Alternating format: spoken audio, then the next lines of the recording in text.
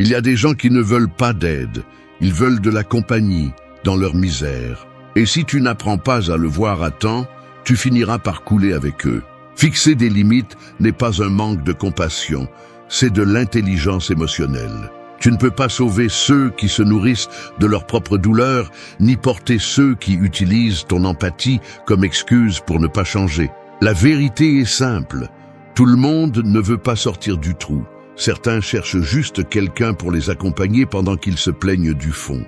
Aider sans limite te transforme en ton propre ennemi.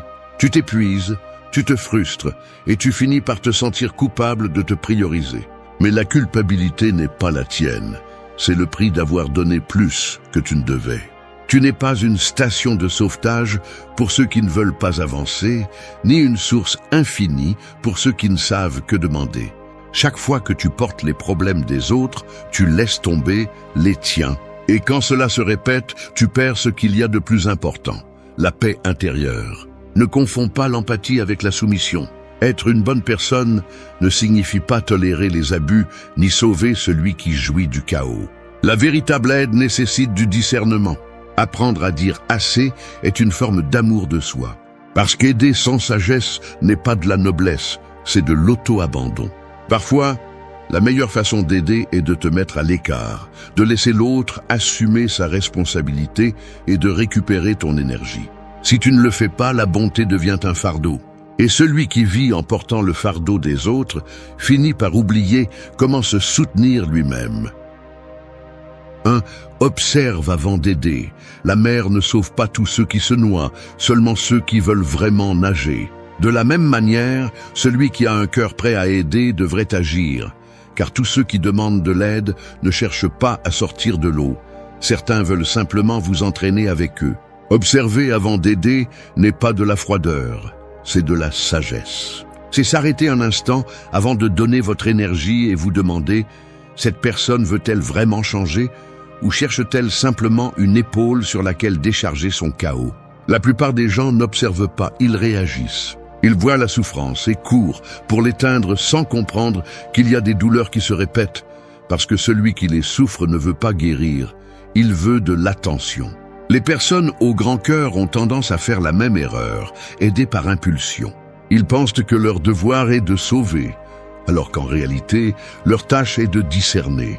Tous les problèmes n'ont pas besoin de votre intervention, et toutes les larmes ne sont pas sincères. Parfois, derrière le « je ne sais pas quoi faire », il y a une volonté de rester le même, un désir inconscient de continuer à être une victime pour ne pas assumer de responsabilité. Si vous aidez sans regarder, vous finissez par renforcer la faiblesse des autres, en alimentant le même schéma que vous dites vouloir briser. La compassion sans intelligence devient une forme de cruauté, car elle prive l'autre de sa chance de grandir. Observer avant d'aider signifie écouter plus que vous ne parlez. Remarquez si la personne veut des solutions ou simplement de la validation.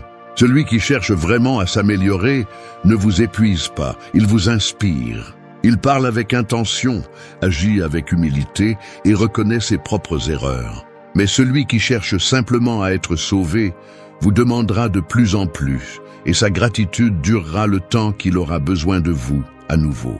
Apprenez à lire entre les lignes, car les mots demandent de l'aide, mais les actions révèlent la vérité. Combien de fois vous êtes-vous épuisé à essayer de soutenir quelqu'un qui ne fait rien pour lui-même? Et le pire, c'est que quand vous vous éloignez, ils vous font vous sentir coupable.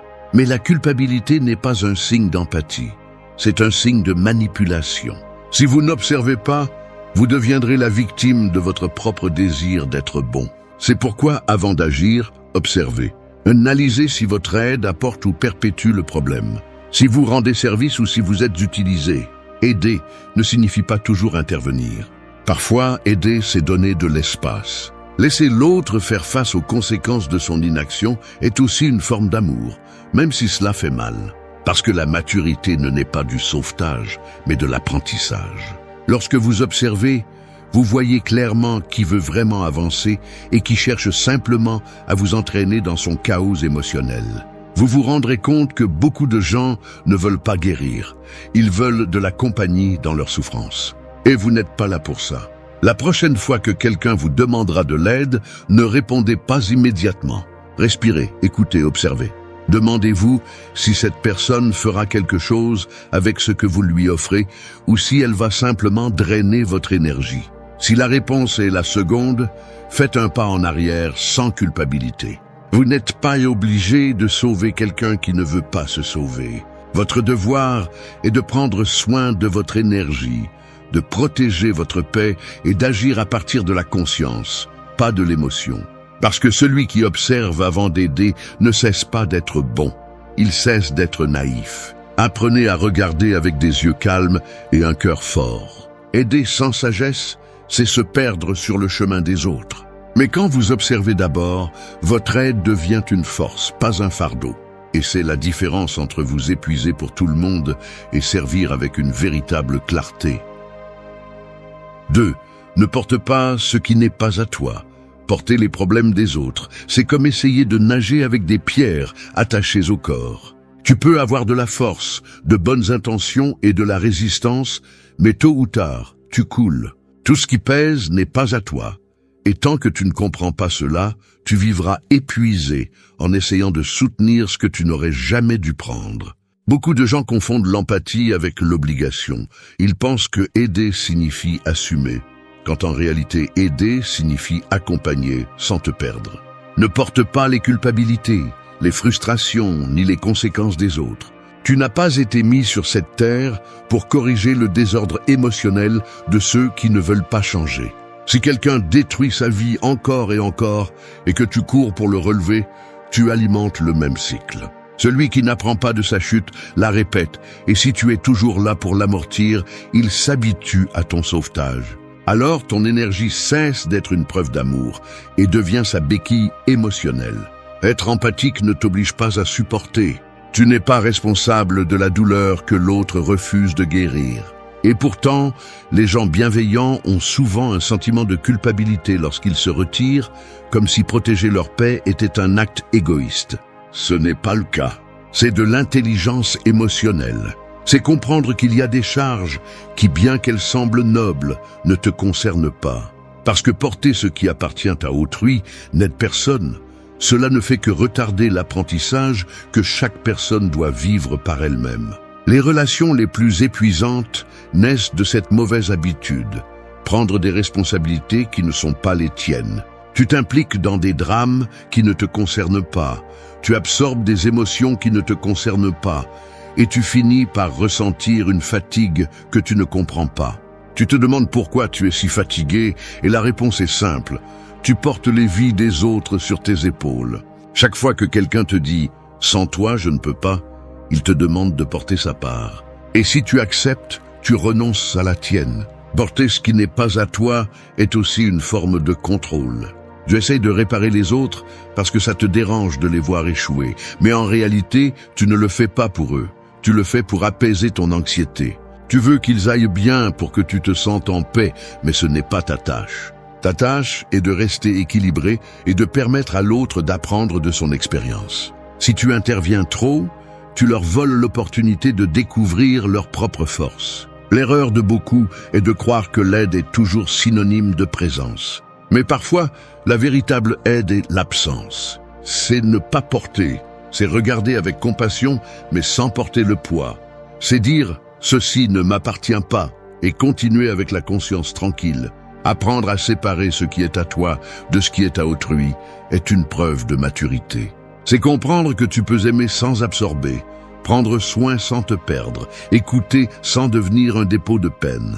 Arrêter de porter ce qui n'est pas à toi ne signifie pas devenir froid. Cela signifie devenir sage. Cela signifie comprendre que tu ne peux pas guérir l'autre si tu tombes malade, que tu ne peux pas soutenir un monde entier si tu négliges le tien. Et surtout, que celui qui veut vraiment guérir ne te donnera pas sa charge, il te demandera ton exemple. Quand tu apprendras cela, ton énergie restera intacte et ton aide sera plus pure, car elle naîtra de la clarté, pas de l'épuisement. Tu n'es pas né pour porter le poids du monde, tu es né pour marcher léger et enseigner avec ton équilibre que la véritable force n'est pas dans le fait de porter, mais dans le fait de savoir lâcher. 3. Pose des limites sans culpabilité. Il y a des portes qui ne tiennent debout que lorsque tu apprends à les fermer. Si tu laisses tout ouvert par peur de blesser quelqu'un, tu finiras par vivre au milieu du bruit, sans espace pour écouter ta propre voix. Poser des limites n'est pas rejeter les autres, c'est protéger ce qui te donne du sens. C'est construire un mur invisible qui sépare ce qui te nourrit de ce qui te consume. La culpabilité n'apparaît que lorsque tu ne comprends pas encore que prendre soin de toi est aussi un acte d'amour. Dire non fait parfois mal, surtout lorsque tu as passé des années à dire oui à tout, par peur de perdre de l'affection ou de l'approbation. Mais si pour être aimé tu dois te trahir, ce n'est pas de l'affection, c'est de la dépendance déguisée. Chaque fois que tu tais ce que tu ressens pour maintenir la paix, tu brises en réalité la tienne. Il n'y a pas de fatigue pire que celle de celui qui donne sans mesure, espérant que les autres remarquent sa fatigue. Et le pire, c'est qu'il ne le remarque pas, parce qu'il s'habitue à recevoir sans rien donner en retour. Poser des limites est un acte de respect, pas de froideur. C'est reconnaître que tu ne peux pas être disponible pour tout le monde, tout le temps. Que tu n'as pas l'obligation d'expliquer pourquoi tu as besoin de silence, de repos ou de distance. Il y a des personnes qui ne comprennent la valeur de ta présence que lorsqu'ils ne l'ont plus, et c'est la confirmation que ton absence enseigne aussi. Tu n'es pas ici pour plaire. Tu es ici pour maintenir ton équilibre, et si cela dérange, c'est le signe que la limite était nécessaire. Les limites révèlent qui te valorise vraiment. Celui qui te respecte n'est pas offensé parce que tu poses des règles, il les comprend. Mais celui qui profite de ton manque de limites te traitera d'égoïste dès que tu commenceras à prendre soin de toi. Et c'est là que beaucoup reculent, cèdent à nouveau, recommencent à donner des explications. Ils laissent la culpabilité les faire renoncer à leur paix. Mais la culpabilité n'est qu'une alarme de déprogrammation, un signe que tu brises de vieux schémas où tu as appris que aimer était plaire. La vie devient plus légère lorsque tu comprends que tu n'as pas besoin de justifier tes limites. Tu n'as pas besoin de convaincre qui que ce soit que tu mérites du repos, du silence ou du temps pour toi. Tout ce dont tu as besoin, c'est de décision. Parce que plus tu te défends, plus tu donnes de l'espace aux autres pour donner leur avis sur ta façon de vivre. Et personne n'a le droit de le faire. Si quelque chose ou quelqu'un te vole constamment de l'énergie, tu as le devoir de fermer cette porte. Si tu ne le fais pas, l'épuisement sera ta responsabilité. Apprendre à poser des limites signifie aussi accepter que tu ne peux pas tout faire, ni être partout, ni sauver personne. Cela signifie dire « je ne peux pas » sans te sentir faible. Je ne veux pas, sans te sentir coupable. Et ça suffit, sans craindre d'être abandonné. Parce que celui qui t'abandonne pour prendre soin de toi n'a jamais vraiment été avec toi, seulement avec ce qu'il obtenait de toi. Ne te sens pas mal de te prioriser, sois fier. Le respect des autres commence par le respect de soi. Les gens forts ne sont pas ceux qui supportent tout, mais ceux qui savent jusqu'où. Celui qui apprend à poser des limites ne s'isole pas, il s'organise. Il cesse d'être la victime de l'excès et devient le maître de son énergie. Souviens-toi de ceci, la paix intérieure n'est pas négociable. Chaque fois que tu permets à quelqu'un de franchir tes limites sans conséquence, tu t'éloignes un peu plus de toi. Mais lorsque tu les maintiens fermes, le monde peut trembler autour de toi et tu resteras debout, calme, clair, invulnérable. C'est là le véritable pouvoir d'une limite bien posée. 4. Ne cédez pas à la manipulation. Les marionnettes ne bougent pas de leur propre gré, mais par les fils invisibles de celui qui sait exactement où tirer. C'est ainsi que les manipulateurs agissent, des personnes qui comprennent vos émotions mieux que vous-même et les utilisent à leur avantage. Ils détectent votre empathie, votre peur de décevoir, votre besoin d'être compris, et c'est là qu'ils placent leurs fils. Ils ne vous ordonnent pas, ils vous font vous sentir responsable. Ils ne vous exigent pas, ils vous font croire que choisir ce qu'ils veulent est votre devoir moral. Et quand vous vous en rendez compte, vous agissez déjà par culpabilité, pas par conviction.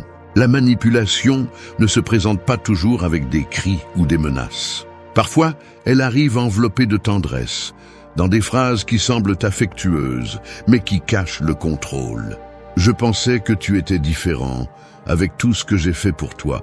Personne ne te comprendra comme moi. Des mots doux qui font plus mal qu'un coup, parce qu'ils attaquent là où ça fait le plus mal, votre conscience. Ils vous font sentir que mettre des limites est de la cruauté et que dire non est de l'ingratitude. Mais la vérité est autre. Céder à la manipulation n'est pas de la bonté, c'est renoncer à votre liberté émotionnelle. Il y a des gens qui ne cherchent pas la connexion, ils cherchent le contrôle. Ils utilisent la culpabilité comme monnaie d'échange et le victimisme comme déguisement. Ils ont toujours une histoire qui justifie leur attitude et trouvent toujours un moyen de vous transformer en méchant si vous ne faites pas ce qu'ils attendent. Le plus dangereux dans ce type de relation est qu'au début, elles semblent innocentes. Ils vous convainquent avec des arguments logiques, font appel à votre sensibilité et sans vous en rendre compte, vous portez des responsabilités qui ne vous reviennent pas. La clé est de reconnaître les signes précoces. Si chaque fois que vous refusez quelque chose, vous avez peur d'être rejeté, si vous avez constamment besoin de justifier vos décisions ou si vous vous surprenez à céder juste pour éviter le conflit, vous êtes manipulé. Et la manipulation ne se brise pas avec des explications, elle se brise avec de la distance. Vous ne pouvez pas raisonner avec quelqu'un qui utilise vos émotions comme une arme. Vous ne pouvez pas attendre de l'empathie de quelqu'un qui voit votre bonté comme une opportunité. La seule défense réelle est le détachement. Céder à la manipulation vous rend prisonnier de l'opinion des autres. Vous vous habituez à agir pour ne pas déranger, à plaire pour ne pas être critiqué, à porter des culpabilités qui ne sont pas les vôtres juste pour maintenir une fausse paix. Mais cette paix n'est pas la paix, c'est de la soumission déguisée. La véritable tranquillité arrive lorsque vous apprenez à supporter le malaise de décevoir les autres tout en choisissant de ne pas vous trahir. Celui qui manipule ne tolère pas que quelqu'un pense par lui-même. C'est pourquoi il se met en colère quand il ne parvient pas à vous dominer. Ne prenez pas cette colère comme une culpabilité. Prenez-la comme un signe que vous reprenez le pouvoir. Ne pas céder ne signifie pas devenir dur ou insensible. Cela signifie vous choisir. Cela signifie dire « je comprends ta douleur, mais je n'accepterai pas ton contrôle ». Cela signifie ne pas répondre à la provocation, ne pas entrer dans le jeu de convaincre ou de vous justifier. Le manipulateur se nourrit de vos explications, de vos doutes et de vos tentatives de prouver que vous êtes une bonne personne. Plus vous vous efforcez, plus vous vous embrouillez. La liberté émotionnelle naît lorsque vous arrêtez d'expliquer et commencez à agir avec une fermeté silencieuse. La manipulation meurt là où naît la clarté. Quand vous savez qui vous êtes, ce que vous voulez et jusqu'où va votre responsabilité, aucun discours ne vous emporte. Les mots perdent de leur force parce qu'ils n'ont plus où s'accrocher. Vous n'avez pas besoin de discuter, juste de rester ferme. Et quand vous le faites, vous verrez comment les manipulateurs s'éloignent d'eux-mêmes à la recherche d'un autre esprit prêt à céder. Votre tâche n'est pas de les changer, c'est de vous protéger. Chaque fois que vous choisissez de ne pas céder, vous récupérez une partie de vous. Vous récupérez votre voix, votre énergie, votre concentration. 5. Éloigne-toi du bruit des autres. Le bruit le plus dangereux ne provient pas toujours de la ville ou de la circulation, mais des voix des autres qui s'installent dans ton esprit. Opinions, critiques, comparaisons, drames sans fin.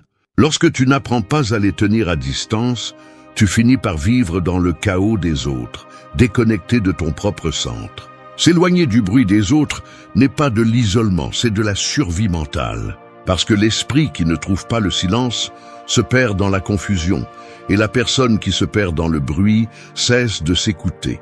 Beaucoup vivent piégés dans des conversations qui ne mènent à rien, dans des discussions où tout le monde veut avoir raison et personne ne veut comprendre. Ils s'entourent de plaintes, de conflits, de commérages et de lamentations, comme si absorber le désordre des autres était une forme d'empathie. Mais ce n'est pas le cas. Chaque mot que tu entends et chaque énergie que tu permets d'entrer devient une partie de ton paysage intérieur. Si tu t'entoures de bruit, ton esprit perd sa clarté, et un esprit sans clarté est un bateau sans gouvernail, naviguant au rythme des courants des autres. Apprendre à s'éloigner du bruit signifie être sélectif avec ce que tu écoutes. Tout ne mérite pas ton attention, toute histoire n'a pas besoin de ta réponse. Il y a des gens qui ne cherchent pas des solutions. Ils cherchent de la compagnie dans leur désordre. Et si tu n'es pas prudent, tu finis par participer à un drame qui ne t'appartient même pas. À ce stade, ton énergie se fragmente. Tu commences la journée avec force, mais tu finis épuisé sans comprendre pourquoi. Ce n'est pas de la fatigue physique, c'est de la pollution émotionnelle. Le silence n'est pas une absence, c'est du pouvoir. C'est la capacité de rester calme quand le monde crie. C'est comprendre que tu n'as pas besoin de donner ton avis sur tout, ni de t'impliquer dans chaque conflit. Quand tu apprends à écouter de manière sélective, tu découvres que beaucoup de batailles n'étaient pas les tiennes, que les urgences qui t'entouraient n'étaient que des distractions déguisées en importance. Le bruit des autres cherche cela, te distraire de toi-même. La paix ne se trouve pas, elle se construit avec de petites décisions. Avec le simple acte de dire « je ne veux pas parler de ça, je n'ai pas besoin d'entendre ça, je préfère garder le silence ». Ce sont des phrases qui semblent simples, mais c'est en elles que réside la liberté. Parce que lorsque tu choisis de ne pas participer au bruit, tu récupères ton énergie, ta clarté et ton focus. Et tu cesses d'être une victime de l'environnement pour devenir le maître de ton espace intérieur. S'éloigner du bruit ne signifie pas devenir distant. Cela signifie choisir le type d'énergie que tu permets à proximité. Si tu es entouré de personnes qui se plaignent, critiquent ou créent des conflits, tu te retrouves inévitablement imprégné de cette vibration. Tu ne peux pas garder l'esprit clair si tu te nourris de toxicité verbale. Commence à remarquer ce que tu entends pendant la journée. Les conversations qui te laissent t'épuiser, les discussions qui se répètent sans sens. Chacune d'elles te vole un peu de calme. Et ton calme vaut plus que n'importe quel argument. La sagesse est de savoir quand parler et quand partir. Tout ne mérite pas ton explication, tout ne nécessite pas ta défense. Le silence sélectif est l'une des formes les plus élégantes de protéger ton énergie. Laisse les autres faire du bruit, toi, garde ta paix. Quand le bruit ne t'entraîne pas, le monde extérieur cesse d'avoir du pouvoir sur toi. Tu apprends à distinguer l'essentiel de l'irrélevant. Et cela change tout. La tranquillité d'esprit ne se négocie avec personne. Ne t'excuse pas de t'éloigner de ce qui te confond, te diminue ou t'épuise. Tu n'es pas responsable du chaos des autres, mais tu l'es de l'ordre en toi. Prends soin de ton espace, protège ton calme et rappelle-toi que le silence n'est pas le vide, c'est la présence. 6. Protège ton énergie. Les gens ne se brisent pas à cause de ce qu'ils font, mais à cause de tout ce qu'ils absorbent sans s'en rendre compte. Chaque mot, chaque geste, chaque environnement a une charge qui te nourrit ou te consomme. Protéger ton énergie n'est pas un acte spirituel vide, c'est une mesure de survie émotionnelle. C'est comprendre que tu ne peux pas garder ta lumière allumée si tu passes ta vie à essayer d'allumer les bougies des autres. Ton énergie est ta ressource la plus précieuse. Et si tu n'apprends pas à la préserver, d'autres la consommeront sans remords. Il y a des gens qui ne veulent pas de tes conseils ni de ton aide, ils veulent ton énergie. Ils te cherchent parce que tu transmets le calme, la force ou la clarté. Et à la fin de chaque rencontre, tu te sens épuisé, comme si tu avais couru un marathon émotionnel. Ce n'est pas une coïncidence. Certains ne veulent pas de ta présence pour partager, mais pour se recharger, et ils le font sans conscience. Mais l'effet est le même. Tu te vides. C'est pourquoi protéger ton énergie implique de reconnaître où va ta paix, et avec qui ton enthousiasme se dissout.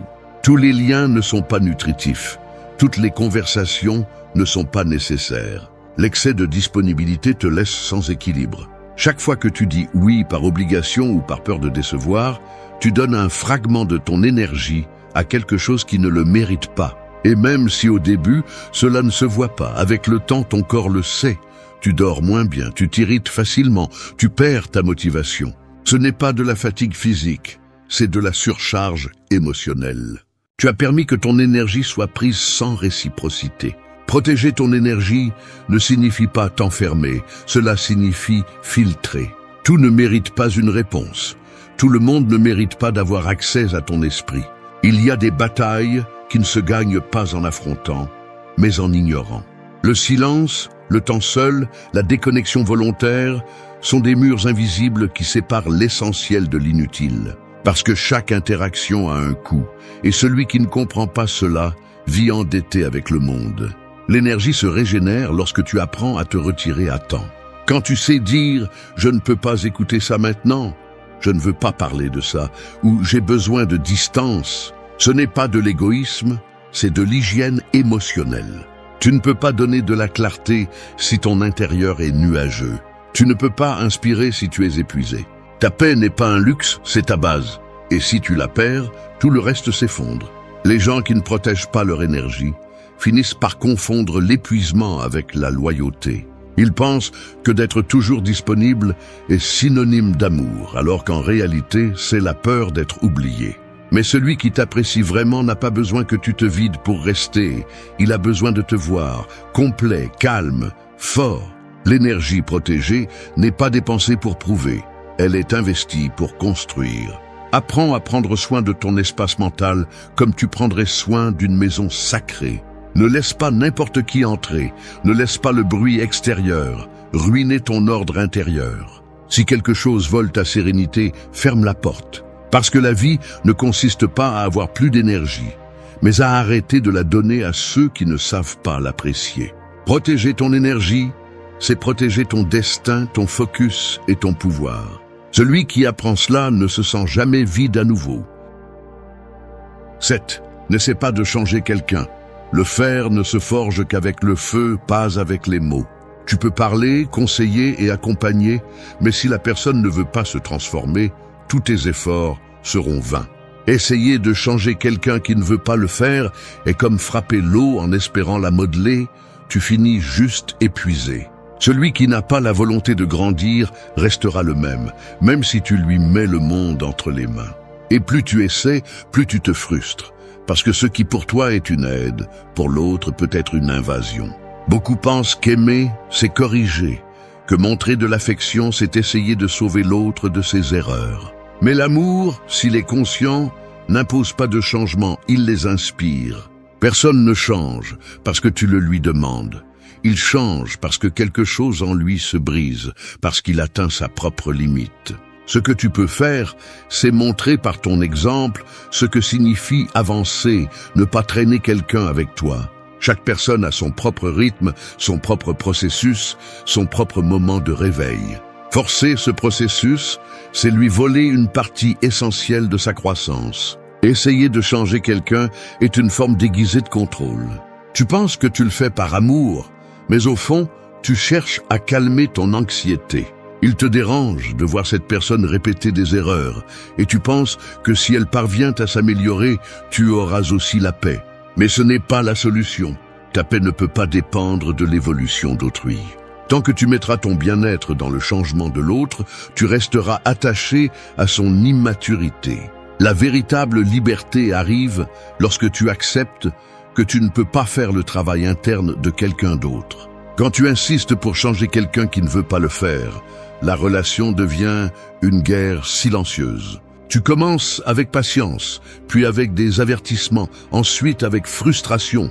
Et à la fin, tu deviens ce que tu n'as jamais voulu être, quelqu'un qui exige. Et pourtant, rien ne change, parce que la transformation ne s'impose pas, elle se choisit. La personne qui n'est pas prête à évoluer trouvera toujours une excuse, une justification, une raison de rester la même. Si tu continues à insister, tu finis par perdre de l'énergie, du respect et parfois même de l'amour. Accepter que tu ne peux pas changer quelqu'un ne signifie pas abandonner. Cela signifie voir la réalité sans illusion. Tout le monde n'est pas prêt pour la croissance. Certains préfèrent le confort de la douleur connue plutôt que l'effort de guérir. Et même si tu veux les aider, ton rôle n'est pas de les guider de force, mais de garder ta lumière allumée pour que, s'ils décident un jour de sortir de l'obscurité, ils sachent où regarder. C'est ça le leadership émotionnel. Ne pas traîner, mais éclairer de loin. Arrêter d'essayer de changer les autres te rend une force immense. Tu récupères du temps, de la clarté et de la sérénité. Tu commences à te concentrer sur ce que tu peux transformer, toi-même. Et paradoxalement, quand tu le fais, tu inspires les autres sans dire un mot. Les gens ne changent pas grâce aux conseils, ils changent grâce à l'impact. Ils voient ta cohérence, ton calme, ton évolution, et comprennent qu'il est possible de vivre différemment. C'est l'enseignement le plus puissant, celui qui n'impose pas, mais qui démontre. Tu n'es pas un projet de réparation humaine. Tu n'es pas venu pour réparer les autres, mais pour rester ferme dans ton but. Si quelqu'un veut vraiment changer, il le fera avec ou sans ton aide. Mais si ce n'est pas le cas, ce n'est pas ton devoir d'insister. Parfois, la meilleure leçon que tu peux donner est de t'éloigner. Non pas pour le punir, mais pour lui rappeler que chacun est responsable de son propre chemin.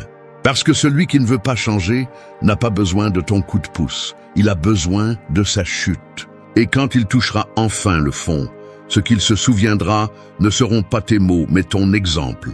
Changer quelqu'un est impossible, mais l'inspirer par ta transformation est inévitable. 8. Priorise ton propre chemin. La vie ressemble à une route interminable pleine de détours, de voies et de signes qui essaient. L'esprit est un champ de bataille. Tout ce que tu es, ce que tu gagnes et ce que tu perds se joue là. Pas dans la chance, pas dans les circonstances, mais dans ce dialogue silencieux que tu entretiens avec toi-même tous les jours.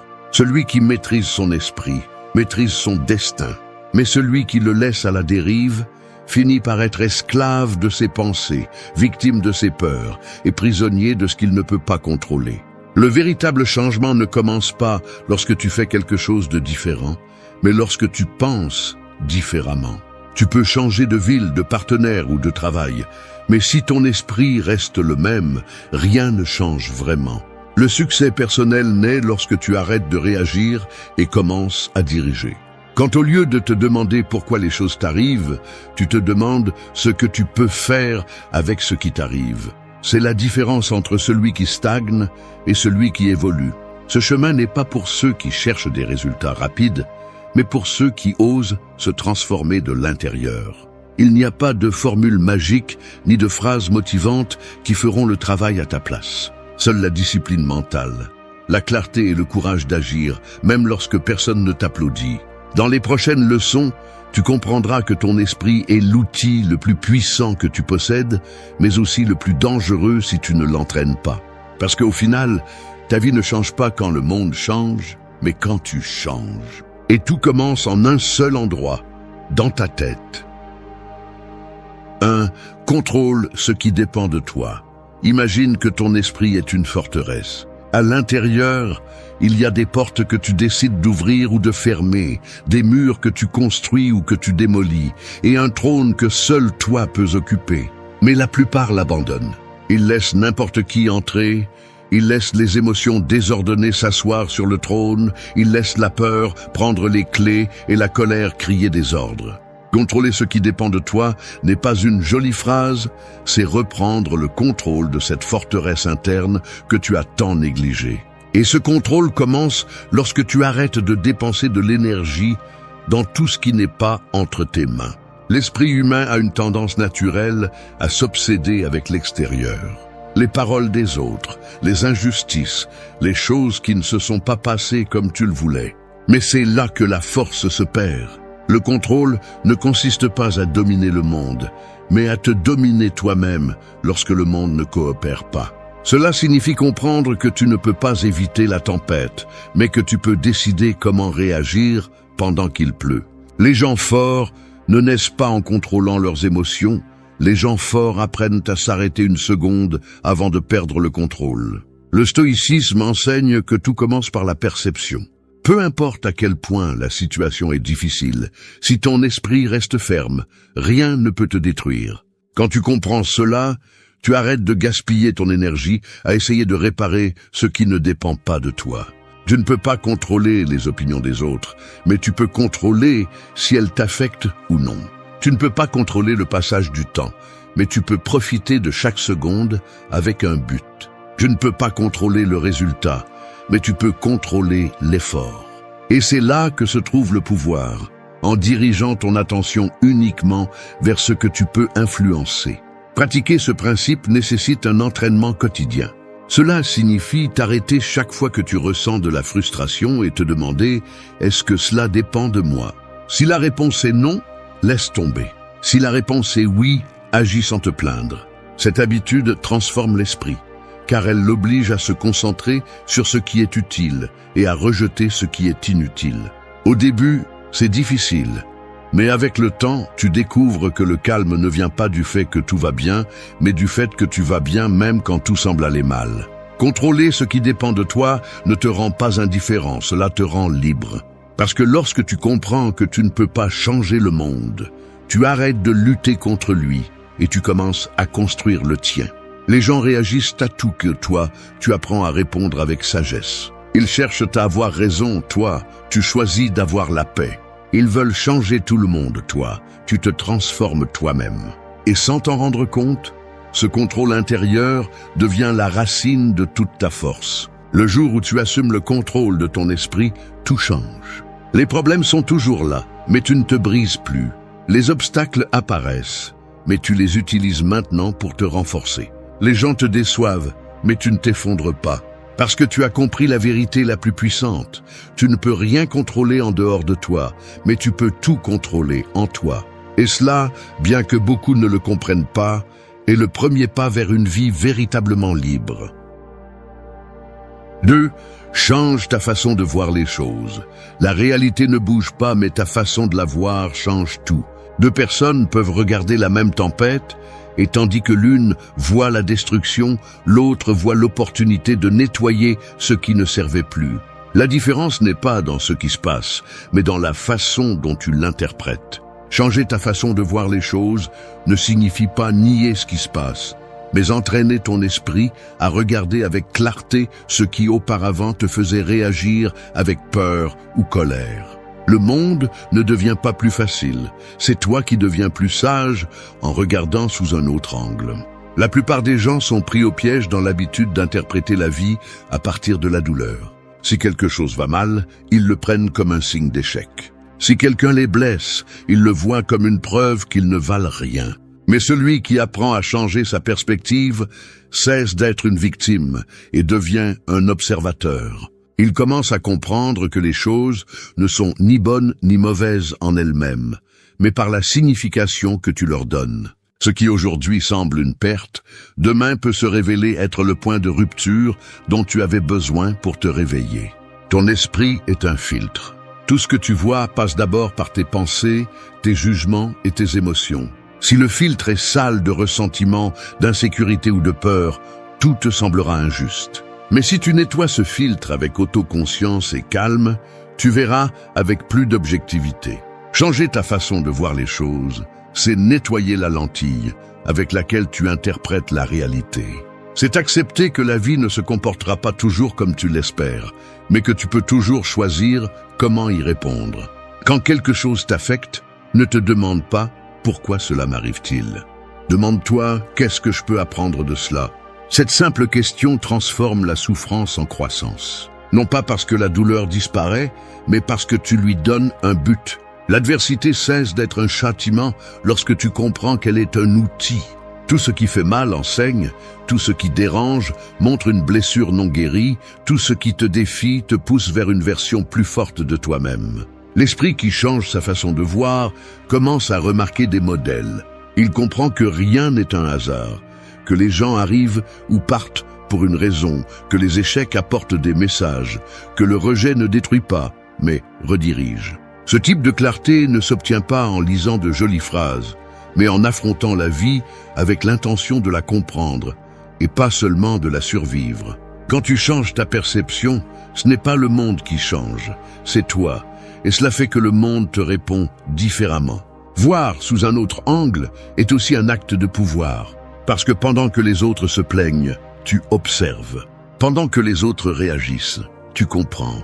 Pendant qu'ils s'épuisent à essayer de réparer l'extérieur, tu te transformes à l'intérieur. Et avec le temps, ce qui te semblait injuste devient le carburant de ta croissance. L'esprit mature ne demande pas que la vie soit facile. Il demande la force de voir avec sagesse ce qui est difficile. Changer ta façon de voir les choses n'est pas du conformisme, c'est une stratégie. Cela ne signifie pas accepter passivement ce qui se passe, mais l'utiliser à ton avantage. Chaque situation peut être une prison ou une porte, et la seule chose qui décide laquelle des deux elle est, c'est ton regard. Quand tu apprends à voir avec conscience, Tu découvres que la plupart des problèmes se dissolvent lorsque tu les observes avec calme. Rien d'extérieur n'a de pouvoir sur toi si ton interprétation ne le permet pas. C'est là que commence la véritable liberté mentale, non pas en changeant le monde, mais en changeant la façon dont tu le vois. 3. Construis ta propre chance. Le destin ne s'écrit pas dans les étoiles, il se forge avec chaque décision que tu prends quand personne ne te regarde. La chance n'arrive pas par magie, elle arrive quand la préparation rencontre l'opportunité et que tu es éveillé pour la voir passer. La plupart attendent des coups de chance, tandis que d'autres les créent. Et c'est là la véritable différence entre celui qui vit en rêvant et celui qui construit des résultats. Construire ta propre chance, c'est comprendre que le hasard favorise celui qui travaille, celui qui se lève quand personne ne l'applaudit, celui qui n'attend pas de motivation pour agir. L'esprit faible se réfugie dans l'excuse du destin. Il dit « je n'ai pas eu de chance », comme si la chance était une force externe et inaccessible. Mais l'esprit discipliné comprend que la chance se fabrique avec constance, attention et action. Chaque fois que tu choisis de ne pas abandonner, tu fabriques une opportunité. Chaque fois que tu fais quelque chose de bien, même quand personne ne le remarque, tu prépares le terrain pour quand viendra le moment opportun. Il n'y a pas de chance pour celui qui n'est pas prêt. Celui qui ne se prépare pas peut croiser l'opportunité parfaite et ne même pas la reconnaître. Construire ta chance implique de changer la relation que tu as avec le temps. Il ne s'agit pas d'attendre, mais de semer. La patience sans action est du conformisme, mais l'action constante, même sans résultats immédiats, est la base de toute bonne fortune. Les personnes réussies ne sont pas les plus chanceuses, elles sont les plus constantes. Elles comprennent que la vie récompense celui qui maintient le focus, pas celui qui se distrait en cherchant des signes. Pendant que d'autres se plaignent du destin, tu travailles en silence. Et quand finalement les résultats arrivent, les autres l'appellent chance. Tu sais que c'était de la préparation. Chaque petite habitude, chaque décision, chaque fois que tu choisis la discipline sur le confort, tu crées un effet cumulatif qui, tôt ou tard, se manifeste comme ce que les gens appellent la chance. Tu n'as pas besoin que l'univers te favorise. Tu as besoin de te favoriser toi-même avec ton comportement. Quand tu agis avec cohérence, les circonstances commencent à s'aligner, non pas parce que c'est de la magie, mais parce que tu es mentalement préparé à saisir ce que d'autres laissent passer. Construire ta propre chance exige également de la confiance en ton processus. Il y aura des moments où rien ne semble fonctionner, où tu te demandes si tout cet effort a un sens. C'est précisément là que se séparent ceux qui attendent des miracles de ceux qui les provoquent. Le succès n'arrive pas quand tu crois en la chance. Il arrive quand tu deviens le genre de personne qui n'en a pas besoin. Et paradoxalement, c'est à ce moment-là que les opportunités commencent à se multiplier. La chance favorise l'esprit alerte, celui qui observe avec clarté et agit sans tarder. Pendant que d'autres hésitent, tu avances. Pendant que d'autres planifient éternellement, tu fais le premier pas. Parce que tu as compris que les opportunités ne se cherchent pas, elles se créent. Que la vie ne récompense pas celui qui désire, mais celui qui fait. Que rien d'externe ne peut changer si ton esprit continue d'attendre des signes. Et quand cette vérité s'intègre, tout change. Construire ta propre chance est la façon la plus pratique de maîtriser l'esprit. C'est l'entraîner à agir sans excuse, à bouger sans attendre la permission, à comprendre que rien n'arrive par accident. Quand tu penses, travailles et te prépares tous les jours avec intention, le monde commence à te sembler plus juste, non pas parce qu'il l'est, mais parce que tu es devenu plus capable. Alors tu découvres que la chance n'a jamais été une question de hasard, mais de discipline, de vision et de décision. 4. Agis sans hésiter. L'esprit est comme un terrain d'entraînement. Tu peux étudier toutes les tactiques, visualiser chaque mouvement et planifier chaque pas. Mais si tu n'entres jamais dans la bataille, cela ne sert à rien. La vie récompense l'action, pas l'intention. Penser trop devient le plus grand ennemi du progrès. Quand tu doutes, tu perds de l'élan. Et quand tu perds de l'élan, l'opportunité s'évapore. Agir sans hésiter ne signifie pas se lancer sans réfléchir. Cela signifie avoir confiance en ton jugement, bouger avec détermination et arrêter d'attendre le moment parfait, car ce moment n'arrive jamais. Le doute est une forme de peur déguisée. Peur d'échouer, peur du jugement, peur de ne pas être prêt. Mais l'ironie est que la préparation réelle naît de l'action elle-même. Aucun maître n'a commencé en sachant, aucun sage n'a compris sans d'abord se tromper. La différence entre ceux qui réussissent et ceux qui ne parlent que de réussir est que les premiers prennent des risques même sans certitude. Attendre de se sentir confiant avant d'agir est comme attendre d'apprendre à nager sans entrer dans l'eau. La confiance n'apparaît pas avant le saut, elle apparaît après l'avoir fait. L'esprit a tendance à chercher la sécurité avant de bouger.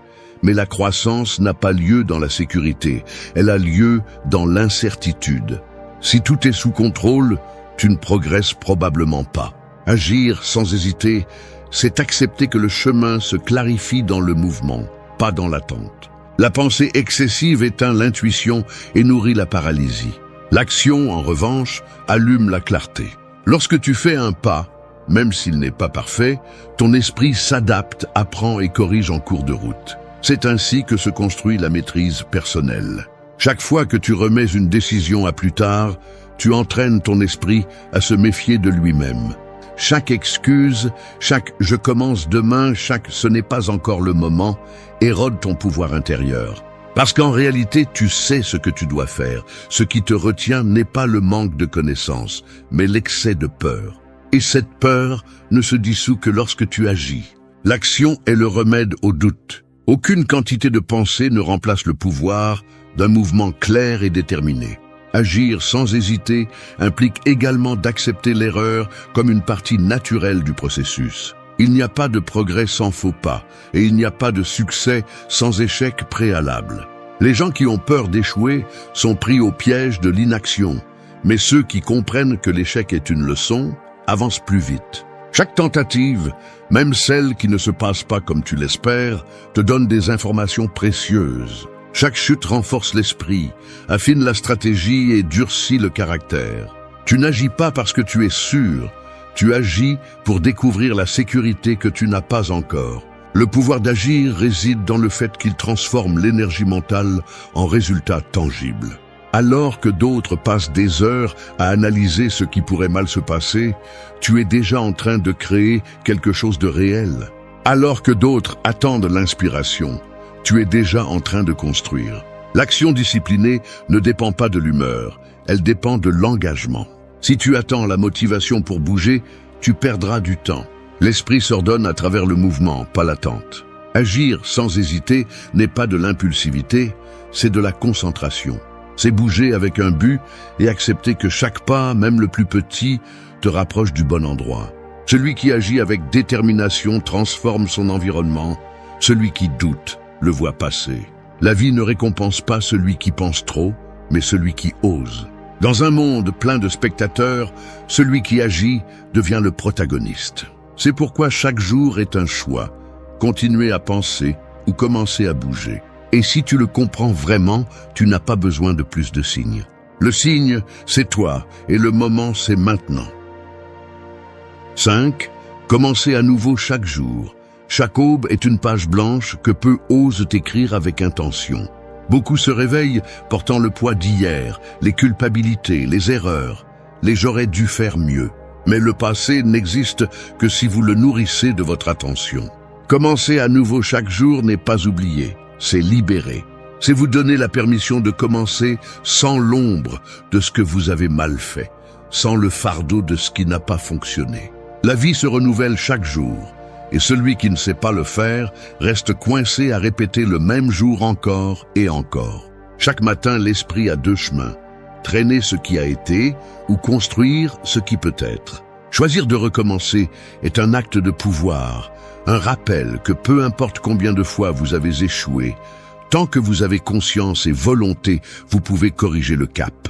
Ce qui détruit les gens ne sont pas les erreurs, mais l'attachement à elles. Celui qui s'identifie à son passé cesse d'avancer, mais celui qui l'observe sans culpabilité apprend à l'utiliser comme carburant.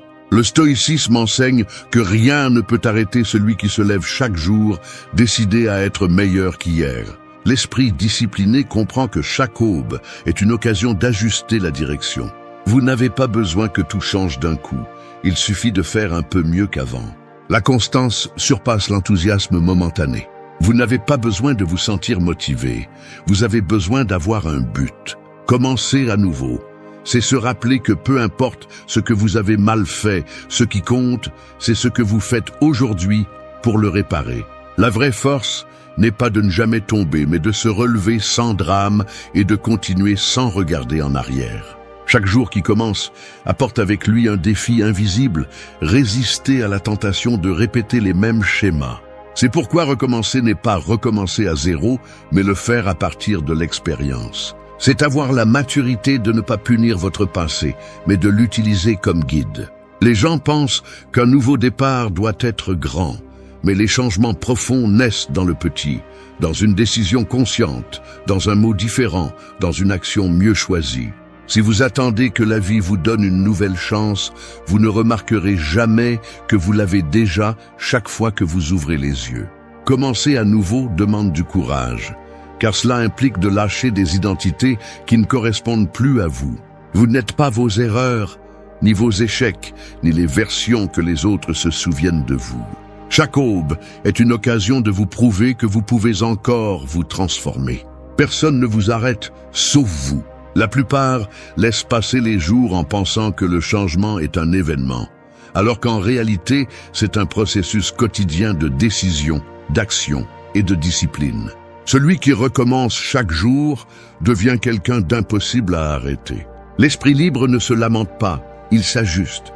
Il ne cherche pas ce qu'il a perdu, il cherche ce qu'il peut construire. C'est là le véritable pouvoir du redémarrage, la capacité de ne pas abandonner même si le monde vous pousse à le faire. Si vous êtes tombé hier, levez-vous aujourd'hui avec plus de clarté. Si quelque chose vous a blessé, utilisez-le pour grandir. Si quelque chose n'a pas bien tourné, analysez, apprenez et réessayez. La vie n'attend pas, mais elle ne vous refuse pas non plus une autre chance. Commencer à nouveau chaque jour est le rappel le plus simple et le plus puissant que vous avez toujours le contrôle. Peu importe ce qui s'est passé, ce qui compte, c'est ce que vous décidez d'en faire. Tant que vous avez une nouvelle aube, vous avez une autre chance de construire la vie que vous voulez. L'esprit qui comprend cela a déjà un avantage, car il ne dépend pas du passé pour avancer. Il regarde seulement en avant avec détermination et recommence. 6. Vis uniquement le présent. L'horloge ne s'arrête jamais, mais l'esprit humain, oui. Il reste coincé entre ce qui a été et ce qui pourrait être, sautant de souvenirs en inquiétude, sans vivre ce qui se trouve juste devant lui.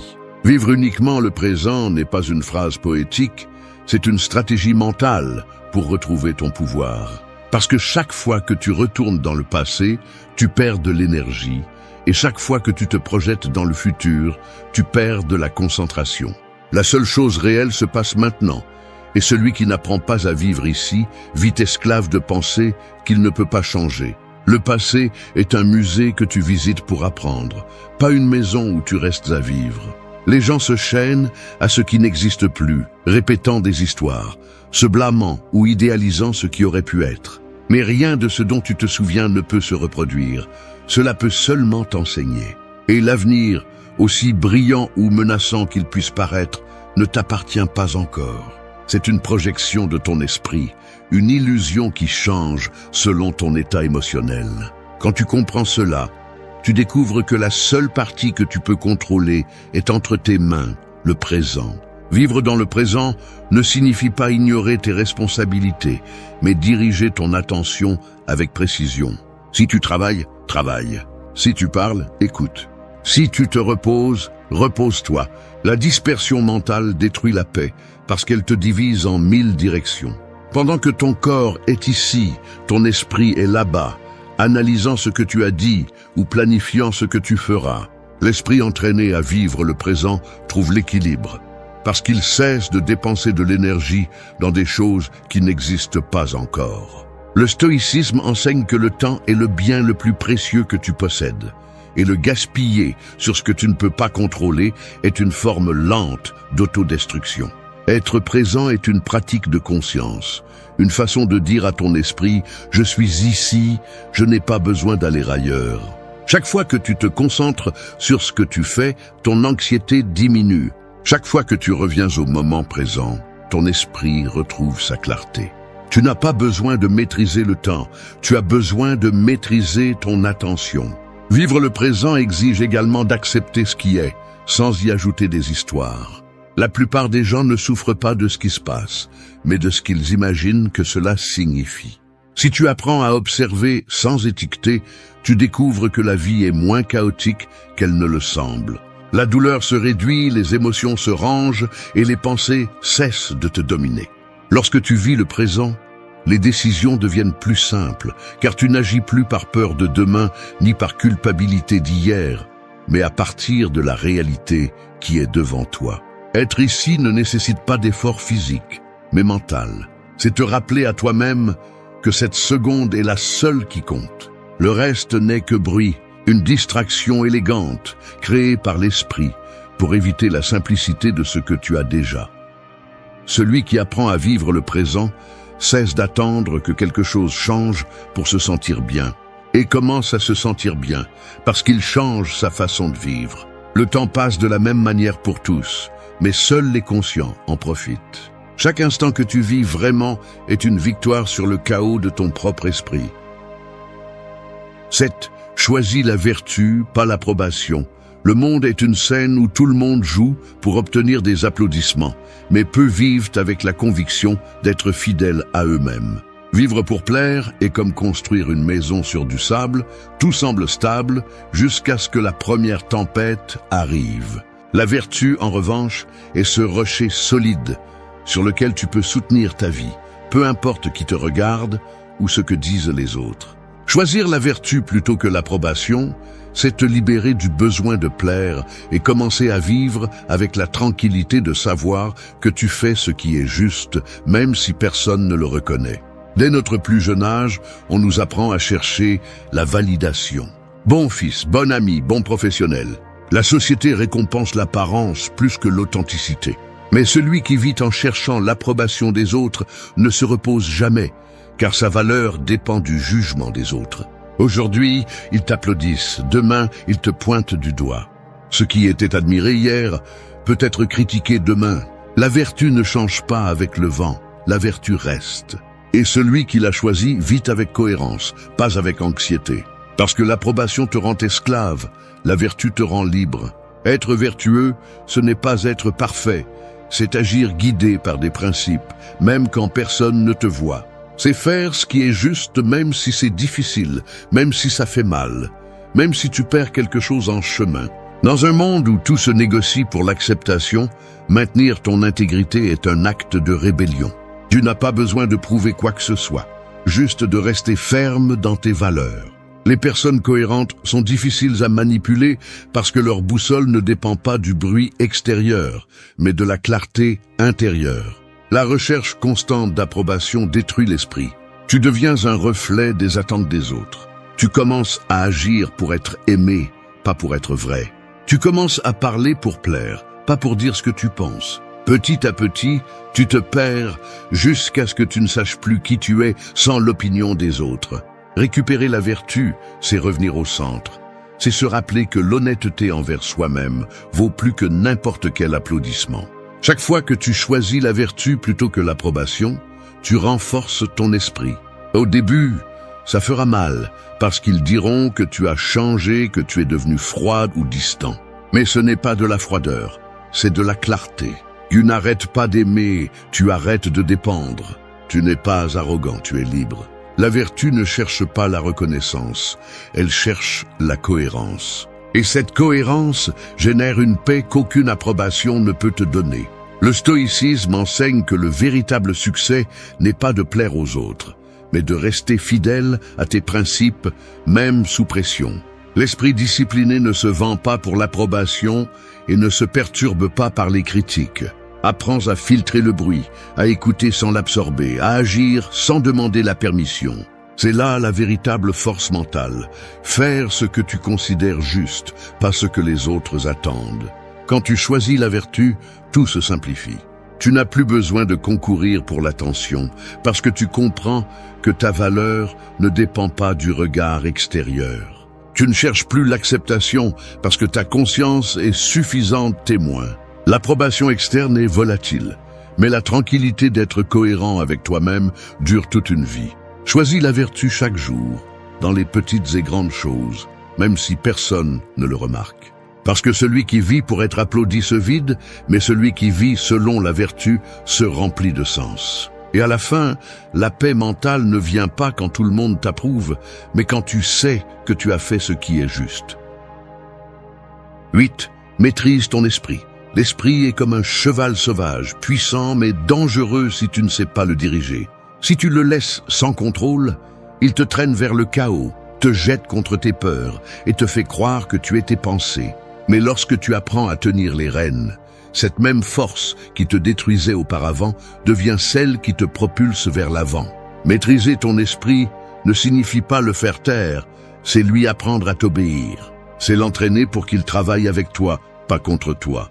Le chaos intérieur naît du manque de contrôle mental. La plupart des gens laissent leurs pensées gouverner leur vie sans se rendre compte qu'ils peuvent choisir quoi penser et quoi ne pas penser. Un esprit indiscipliné se nourrit de peur.